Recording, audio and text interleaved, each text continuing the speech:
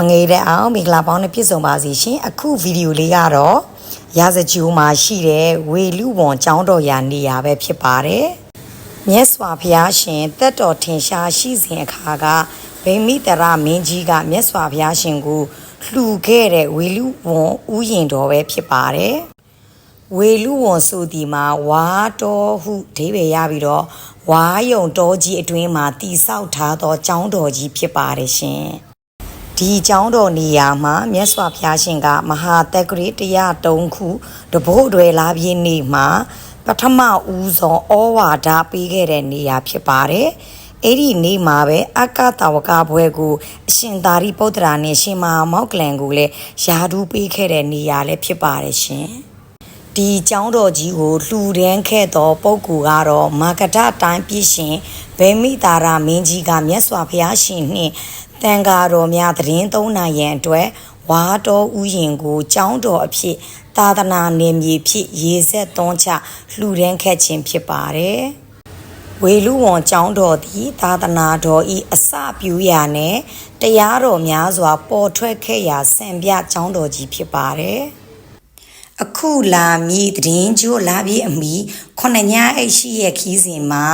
ဖွားပွေဟောဆန်တန်ဝီဇနီယာလီဌာနပါဝင်တဲ့အပြင်ဝေတာလီနာလန္ဒာတာဝတီရာဇဂျိုအကုန်ပါဝင်မှာဖြစ်ပါတယ်14ညအိတ်15ရက်ခီးစဉ်အားကြတော့တန်ဝီဇနီယာလီဌာနအဝီစီဟီတာလီဌာနအပါဝင်ကိုတက်မဟာနယူဒေလီအာဂရာ